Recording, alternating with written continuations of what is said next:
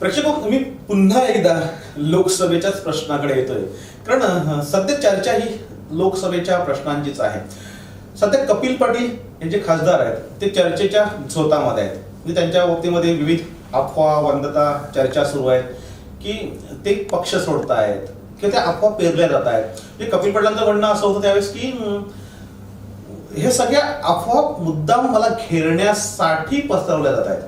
तर घेरण्याचा जो प्रयत्न होतो तो त्यांच्या पक्षातून होत असेल, विरोधक करत असतील, हा प्रश्न बाजूला राहिला. मात्र त्या माध्यमातून लोकसभेच्या प्रश्नांची, लोकसभेतील निवडणुकीची ही चर्चा ही कपिल पाटलांच्या माध्यमातून सुरू झाली आणि ती शेवटी येऊन थांबणार आहे ती शिवसेनेच्या उमेदवाराकडे. आज शिवसेनेकडे प्रकाश पाटील यांच्या तोडीचा उमेदवार नाहीये.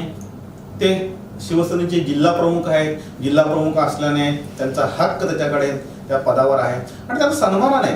हातमाग महामंडळ जे राज्यमंत्रीचा दर्जा असलेलं महामंडळ त्यांच्याकडे दिलेलं आहे. ही सगळी पदं देतानाच हा विचार साहजिकच केला असेल की प्रकाश पाटील हे लोकसभेचे पुढचे आपले उमेदवार असतील. प्रकाश पाटील मुद्दा विचारतो की तुम्ही लोकसभा खासदार होणार असं कधी पाहताय की तुम्ही उभे राहाल, तुम्ही निवडून याल आणि मी ही कामं करणार, तुमचं काही स्वप्न आहे? म्हणजे आमच्या प्रेक्षकांना असं तुम्ही जर सांगितलं की मी जर खासदार असतो किंवा जर मला तिकीट मिळालं, मी खासदार झाल्यानंतर मी काय करेन? नाही, तिकीट मिळालं, मी निवडून येणे याच्यात काय दुमत नाही. शिवसैनिकांच्या बलावर मी त्यांच्या कर्तृत्वावर आणि मतदारसंघातील अनेक लोक पक्षाचे नसले तरी सुद्धा तुमचे विचार, तुमची काम करण्याची पद्धत, तुम्ही त्यांच्या बरोबर कसे राहता आणि त्यांचे प्रश्न, त्यांचे दुःख ते आपले मानून आणि त्यांच्या प्रसंगामध्ये त्यांच्या सोबत जायला राहतात. तर त्यावेळेला विकासाची कामं ही मतदारसंघात अपेक्षित असतातच, परंतु आपण खासदार म्हणून त्यांना आपले वाटावा ही सगळ्यात खूप मोठी गोष्ट आहे. खूप लोकांना आपण ज्याला विचाराल त्याला प्रकाश पाटील म्हणून, शिवसेनेचा जिल्हा प्रमुख शिवसैनिक म्हणून, तर नक्कीच आपल्याला त्यांची प्रतिक्रिया जी आहे, एक चांगला कार्यकर्ता, चांगला सैनिक म्हणूनच आपल्याला आपला माणूस म्हणून वाटेल. हा, म्हणजे सरळ माणूस आहे असंच त्यांचं. अगदी सैनिकचेच लोक नाही तर इतर पक्षाचे लोक सुद्धा जे आहेत ते बोलणार. कारण सैनिकचं पक्षाचं काम करत असताना सुद्धा इतर पक्षाच्या लोकांच्या सुद्धा सुख दुःख, त्यांचे प्रसंग जे आहेत त्याच्या ह्याच्यामध्ये कधी मनामध्ये हा आपल्या पक्षाचा नाही आणि म्हणून मग आता आपल्याला काय करायचं आहे असं कधीच बघितलं नाही आणि ते कधी तसं करत नाही. कारण शेवट लोकांचे प्रश्न आणि प्रसंग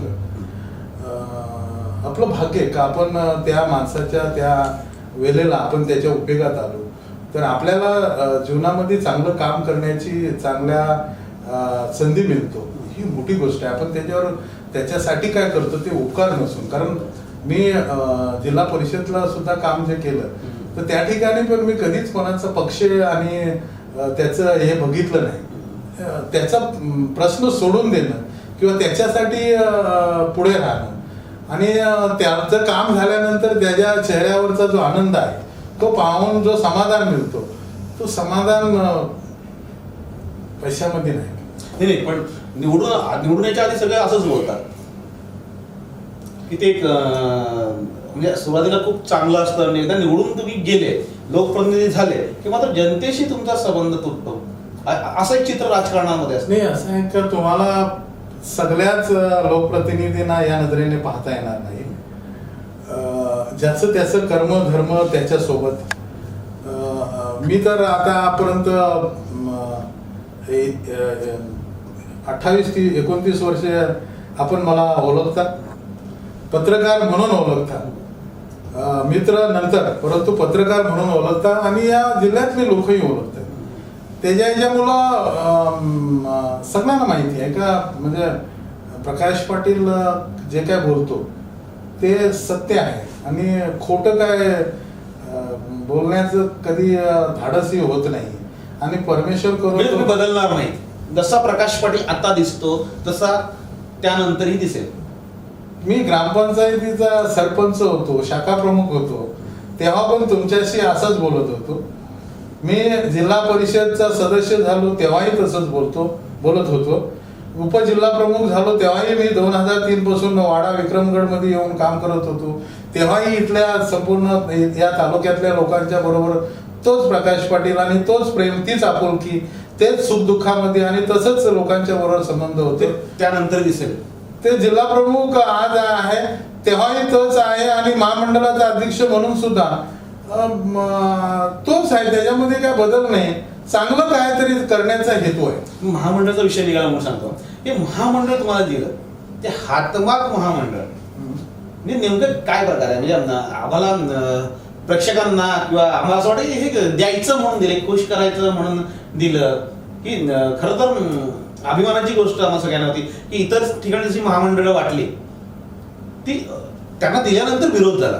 पण प्रकाश पाटील यांना जेव्हा महामंडळ मिळालं त्या सगळ्यांना आनंद झाला की अरे वा चांगल्या माणसाला ते महामंडळ मिळालं. तर ते नेमकं आहे काय आणि त्याचा उपयोग जनतेला काय, आमच्या प्रेक्षकांना काय त्याचा उपयोग, मतदारांना त्याचा उपयोग काय त्या महामंडळात? हे तुम्हाला खुश करण्यासाठी ते महामंडळ दिलं. पक्षप्रमुख उद्धवसाहेब ठाकरे, एकनाथजी शिंदे साहेब, मी कारण महामंडळाचा अध्यक्ष म्हणून मला जे काही त्यांनी काम करायला संधी दिलेली आहे, शिवसेना प्रमुख आणि आनंद दिघे साहेबांचं करवट सैनिक म्हणून ते त्यांच्याकडे नोंद आहे. त्यांच्या भाषणामध्ये पण ते अंबाडी, सेंट्रल मैदान ठाणे आणि बालाजी किनीकर आमदार यांच्या प्रचारासाठी तिथे पण जाहीर ते बोललेले आहेत. शिवसेना प्रमुखांचा करवट निष्ठावंत सैनिक कसा असतो यांनी खासदारकी म्हणून तुम्हाला महामंडळ दिलं. बरोबर. माझं म्हणणं असं आहे की द्यायचं म्हणून दिलं म्हणजे ते ठीक आहे. एखादं बाळ रडतं किंवा एखाद्याला खुश करण्यासाठी प्रकाश पाटील खूप चांगलं काम करतात म्हणून त्यांना महामंडळ. त्या महामंडळाचा नेमका उपयोग काय? नाही, महामंडळ जो आहे ह्या महामंडळाच्या माध्यमातून जे आपलं वस्त्र जे तयार होतो, साडी आहे किंवा वेगवेगळ्या प्रकारचे जे काय वस्त्र आहेत, तर ती हातमाग महामंडळाची जी परंपरागत जी कला आहे जी खूप प्राचीन काळापासून चालत आलेली आहे. एक वेळ या महामंडळाचं असे दिवस होते का संपूर्ण महाराष्ट्रामध्ये आणि देशभरामध्ये हातमाग महामंडळ जे संपूर्ण वेगवेगळ्या राज्यामधले वेगवेगळे आहेत, परंतु याचा जो कापड जो आहे, कपडा जो आहे, हा कपडा केमिकल विरहित आहे आणि ह्याची प्रिंट सुद्धा जी आहे म्हणजे जी कलर केली जातो ती हाताने केली जातो आणि कलरच्या ह्याच्यामध्ये आपण जर ते ऐकलं तर बीट आहे, त्याच्यानंतर आपलं लिंबाड आहे. अशी किती लोक आहेत हातमाग काम करणारे लोक? नाही, आता हे तुमचा प्रश्न बरोबर आहे. आता ती संख्या खूप कमी झालेला आहे. एक वेळा असं होतं का संपूर्ण काम करण्याची संधी आहे ह्या महामंडळामध्ये, तुम्हाला काम करण्याची संधी आहे का? मला थेट प्रश्न. नाही, आता जे आहे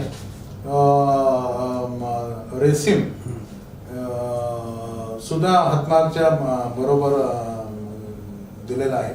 रेशीम उद्योग त्याच्यामध्ये आला. तर त्या रेशीमचं आणि हातमागचं हे दोन्ही जर एकत्र सुरू करत आहे तर त्याच्या ह्याच्यामध्ये रेशीम ही जी शेती आहे, जी परंपरागत शेती जी आपण करतो, भाजीपाला वगैरे किंवा वेगवेगळ्या जिल्ह्यामध्ये जी शेती होतो, त्याच्यापेक्षा रेशीमच्या शेतीला आता महत्त्व प्रोत्साहन देणं खूप गरजेचं आहे. आणि मी महाराष्ट्राचा आता दौरा करत आहे आणि त्या प्रत्येक जिल्ह्यामध्ये रेशीम शेती करण्याच्या बाबतचं जे काय शासनाचे धोरण आहे ते प्रत्येक जिल्ह्यातल्या शेतकऱ्यांना त्या ठिकाणी संबंधित जिल्ह्याचे तिथले जे अधिकारी, रेशीम उद्योग हा एक उद्योग, आणखी त्याच्यामधून काय करता येईल? नाही, रेशीमच्या बरोबर हे हातमागचं जे आहे विणकरांना काम मिळेल. त्याच्यानंतर त्याची मार्केटिंग करणारे जे लोक राहतील त्यांनाही काम मिळेल. ह्या महामंडळाला फंड्स आहेत? नाही, असा एकंदरीत अनेक वर्षापासून तिथे चेअरमन नव्हता आणि त्याच्या ह्याच्यामुळं तिथलं एकूण हे पाहताना महामंडळ जे आहे ते तोट्यात आहे. परंतु ते तोट्यात जरी असले तरी मला माझे जी स्वतःची जी संकल्पना जी आहे ती मी पक्षप्रमुख उद्धवसाहेब ठाकरे यांच्या कानावर, कारण शेतकऱ्यांच्या बाबतची त्यांची जी भूमिका जी आहे आपण सगळ्यांनी पाहिलेलं आहे.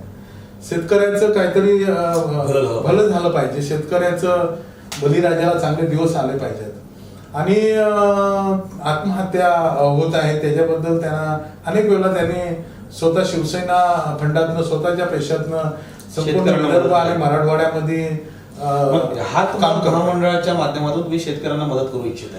हातमाग महामंडळाच्या माध्यमातून जर रेशीम शेती जी आहे हिच्यासाठी जे काय मी जसं बोललो का उद्धव साहेबांना भेटून आणि याला प्रोत्साहन देण्याबाबतचं आणि शेतकऱ्यांनी रेशीम शेती करावं त्याच्यामध्ये त्यांना खूप चांगले पैसे मिळत आहेत. कारण आम्ही नागपूरमध्ये मी आणि वस्त्र उद्योग मंत्री सुभाष देशमुख साहेब आणि वस्त्र उद्योग सचिव जे पाटणे साहेब होते, आम्ही तो जो महारेशीम परिषद झाली तर त्याच्यामध्ये संपूर्ण राज्यातले रेशीम दिंडी आणि अप्रतिम रेशीम शेतीच्या याच्यावर प्रात्यक्षिक करून दाखवली तिथे आणि प्रत्येक जो रथ होता त्या रथावर ते रेशीम शेती कशी करावं, रेशीम शेतीच्या याच्यातनं येणारे उत्पन्न आणि त्याच्या सगळं भविष्य काळामध्ये तुमच्या हातात हे महामंडळ दिल्यानंतर हे पुनर्जीवित होईल आणि रेशीम शेती ही महाराष्ट्रामध्ये चांगल्या प्रकारे दिसेल. नक्कीच ही जी शेती आहे या शेतीतनं शेतकऱ्याला आत्महत्या करायची गरज भासणार नाही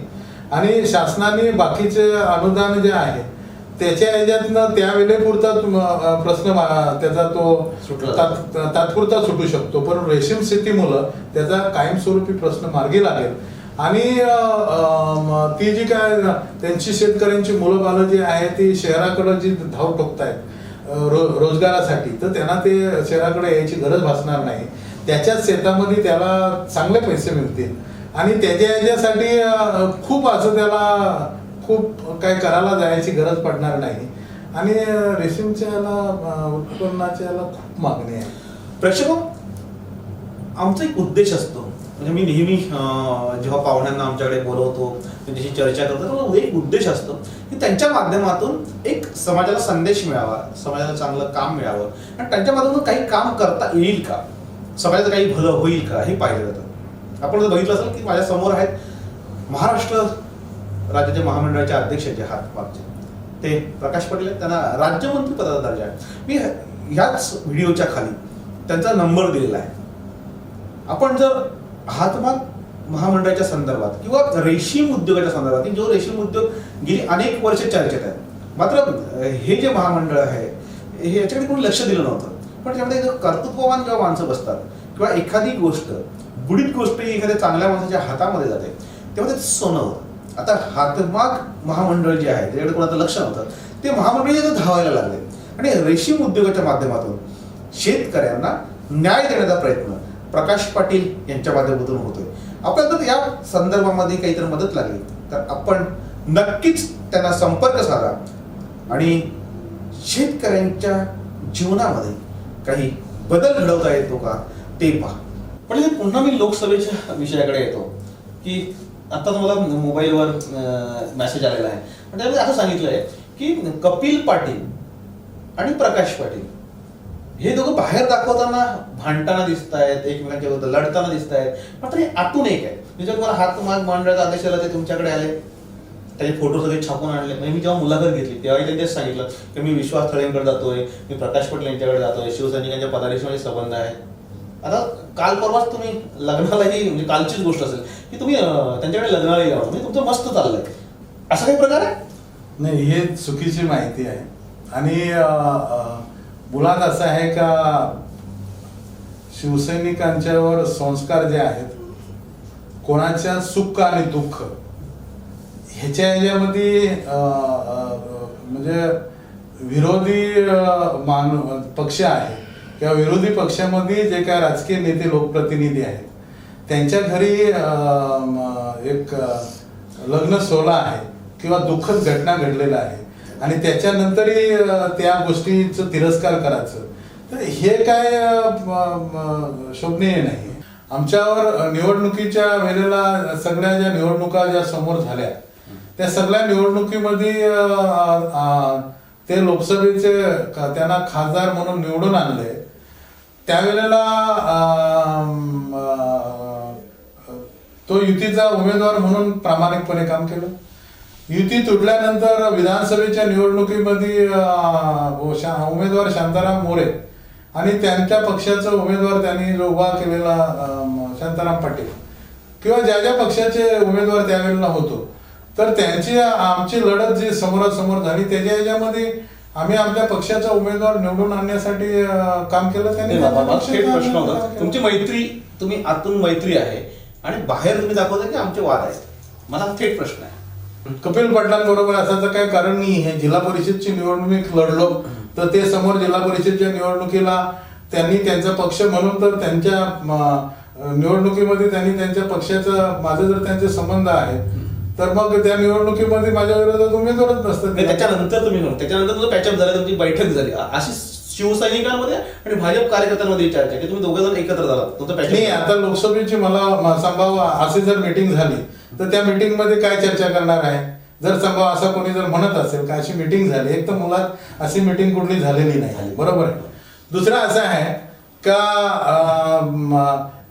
दोघांची मीटिंग झाली ते लोकसभेसाठी भाजपकडनं जर उमेदवार असणार आणि शिवसेनेकडनं पक्षाने मला उमेदवारी जर दिली शिवसेनेने आणि मी लढलो तर मग काय मी त्याला सांगणार का तू आता जरा मागच्या वेळेला तुला निवडून आणलेला आहे आता तू पड आता मी जिंकतो असं होणार आहे. ताटात काही नाही वाटत काय, तू काय खासदार ना मी काय खासदार, शेवटी आपण दोघेच, बाकी सगळ्या मतदारसंघाला आग लावू असा काही प्रकार नाही ना. बिलकुल नाही. आता हे सगळ्या निवडणुका आम्ही आमने सामने लढले. बरोबर. जिल्हा परिषदची निवडणूक आमने सामने लढलो. जिल्हा परिषदच्या याच्यामध्ये सुद्धा भाजपची सत्ता यावं म्हणून त्याची प्रयत्न होते, इच्छा होती आणि सगळी ताकद लावली होती, बरोबर आहे. त्या जिल्हा परिषदच्या निवडणुकीमध्ये शिवसेना एकनाथजी शिंदे साहेबांनी मी 15 वर्षे या पूर्ण जिल्ह्यामध्ये जो काय जिल्हा परिषदच्या निवडणुकीचा 2 निवडणुका मी लढलो त्याला तो वातावरण तयार केला होता आणि एकनाथ शिंदे साहेबांच्या रूपाने या ठिकाणी शिवसेनेची सत्ता उद्धव साहेबांच्या मार्गदर्शनाखाली शिवसेना प्रमुख आणि आनंद दिघे साहेबांचं स्वप्न साकार करण्यासाठी एकनाथ शिंदे साहेबांच्या मार्गदर्शनाखाली त्यांच्या कर्तृत्वामुळे ठाणे जिल्हा परिषदेवर भगवा फडकला. तर त्यावेळेला जर कपिल पाटील आणि आमचं जर काय त्यावेळेची गोष्ट नाही, मी आत्ताची गोष्ट करतोय. आता त्याच्यामध्ये पॅचअप झालेलं आहे की नाही? नाही, पॅचअप असण्याचं काही कारणच येत नाही. लोकसभेची निवडणुका समोर आहे. तुमच्याकडे जिंकण्याचं सूत्र काय? जिंकण्यासाठी तुम्ही जर उद्या राहिला शिवसेनेची बांधणी कशी आहे मतदारसंघामध्ये? शिवसेना या पुऱ्या भिवंडी लोकसभेमध्ये जिल्हा परिषदची सत्ता शिवसेनेकडे आहे.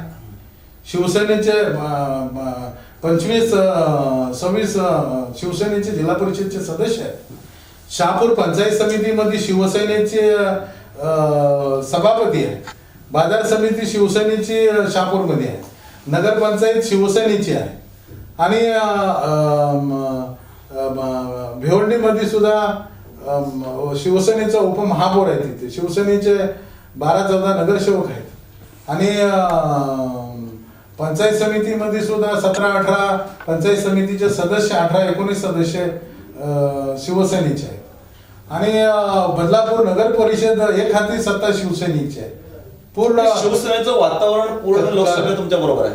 कल्याण पूर्ण वातावरण कल्याणमध्ये सुद्धा कल्याण महापालिका शिवसेनेची आहे. शिवसेनेचा महापौर आहे तिथे आणि विधानसभा पश्चिम जे आहे त्या विधानसभेमध्ये सगळ्यात जास्त नगरसेवक शिवसेनेचे निवडून आलेले आहेत. कल्याण ग्रामीण मध्ये शिवसेनेची सुद्धा चांगली परिस्थिती आहे.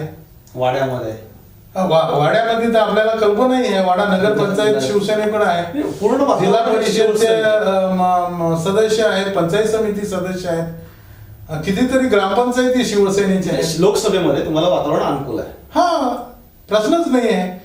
म्हणजे ही वन साइड शिवसेना घेऊन जाईल. हे सत्य आहे. मी काय मीडिया समोर किंवा आपण इतके वर्ष पत्रकारिता केलेलं आहे, मी आपल्या समोर खोटं सांगून काय आपल्याला पण ही सगळी ताकद भाजपच्या बाजूने लागते ना तुमची युती झाल्यानंतर. ही सगळी ताकद लावून तुम्ही पुन्हा भाजपचा खासदार निवडून देणार आहात की बंड करणार आहात? तुम्ही बोलले बंड करणार नाही.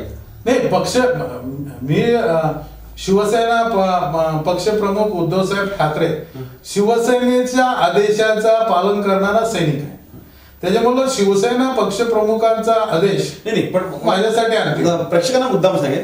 मी मुलाखतीच्या शेवटात आलोय. प्रकाश पटेल यांनी खूप प्रामाणिकपणे उत्तर दिले. खरं तर प्रत्येक शिवसैनिक शिवसेना पदाधिकारी जो असतो तो आदेशावर चालतो.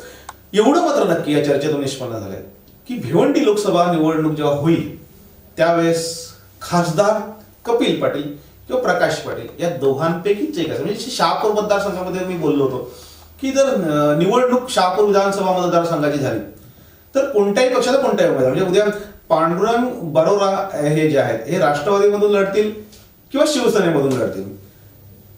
जर दौलत दरोडांना शिवसेनेचं तिकीट नाही मिळालं तर ते भाजपकडून लढतील. ते इकडनं काय तिकडनं काय लढत जी होणार आहे ती पांडुरंग बरोरा वर्सेस दौलत दरोडा दोघांना पैकी एक आमदार निवडून येणार आहे. तसं एक खासदार हा डोळ्यासमोर माझ्या दिसतोय. प्रेक्षकांना मुद्दाम सांगेल की येणाऱ्या लोकसभा निवडणुकीमध्ये दोघांपैकीच एक खासदार असेल, तो म्हणजे प्रकाश पाटील किंवा कपिल पाटील. मला आज प्रेक्षकांनी जेवढे प्रश्न दिले होते तेवढे मी प्रकाश पाटील यांच्याकडे मांडले. त्यांचं त्यांनी खूप प्रामाणिकपणे उत्तर दिले. प्रेक्षक प्रकाश पाटील नावाचा हा माणूस खूप वेगळा आहे. म्हणजे हा राजकारणामध्ये अशी माणसं खूप कमी असतात आणि त्याच्यापैकी एक प्रकाश पाटील हे नाव आहे की नॉन कॉर्पोरेट म्हणजे त्यांच्यावर कुठलाही शिक्का लागलेला नाही. आतापर्यंत त्यांनी पैसे खाल्ले, त्यांनी दहशत केली, त्यांनी मगरूर आहेत, असं कधी झालेलं नाही. हा माणूस आपला वाटतो. त्यांनी प्रश्नांची उत्तरही थेट दिलेली आहेत. आज लोकसभा मतदारसंघामध्ये शिवसेनेला अनुकूल वातावरण आहे. मात्र शिवसेना भाजप जर युती झाली तर पुन्हा ही ताकद भारतीय जनता पार्टीच्या पाठीशी खंबीरपणे उभे राहील आणि भारतीय जनता पार्टीचा उमेदवार हा खासदार होईल. किंवा युती समजा झाली नाही, म्हणजे आज त्यांच्या बोलण्यामध्ये वारंवार आले की उद्धव साहेब सांगतात की आम्ही युती करणार नाही. समजा युती जर झाली नाही तर मात्र शिवसेना भाजप यांच्यामध्येच लढत होईल. काँग्रेस आणि राष्ट्रवादीचं नेमकं काय होईल सांगता येत नाही. मात्र घोडा मैदान जवळ आहे. लोकसभेच्या पार्श्वभूमीवर काय होईल सांगता येत नाही. काँग्रेस किती पुढे जाईल आणि काँग्रेसचा उमेदवार काय असेल याच्यावर ही लढत दुरंगी होते का तिरंगी होते हे ठरेल. प्रेक्षक आजच्या भागामध्ये मी येथेच थांबतोय. प्रकाश पाटील आपण आमच्या न्यूज रूम मध्ये आलात आणि सगळ्या प्रश्नांची उत्तरं अगदी प्रामाणिकपणे दिलीत. शिवसैनिकांच्या मनातील संभ्रमही बऱ्यापैकी दूर झाला असेल. मी तुम्हाला धन्यवाद देतो आणि येथेच थांबतोय. प्रेक्षक शेवटचं एक आवाहन करतोय की मशाल न्यूज नेटवर्कचं जे पेज आहे फेसबुकवर ते पेज जर तुम्ही लाईक केलं तर तुम्हाला आमचे हे सगळे व्हिडिओ तात्काळ पाहायला मिळतील. आम्ही प्रत्येक व्हिडिओ हा फेसबुकवर अपलोड करतोय. अगदीच यूट्यूबवर खूप चांगला प्रतिसाद मिळतोय. आपण ही नक्की ह्या मुलाखती पाहत राहा आणि आमच्याशी कनेक्ट राहा. धन्यवाद.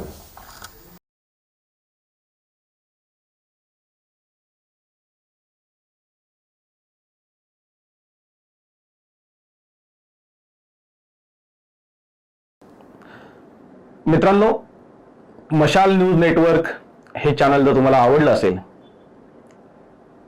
तर हे चॅनल सबस्क्राईब करा. तिथे असलेलं बेलचं आयकॉन तेही दाबा, म्हणजे तुम्हाला नोटिफिकेशन तात्काळ मिळत राहतील. आमचे नवनवीन व्हिडिओ हे तुमच्यापर्यंत पोहोचत राहतील.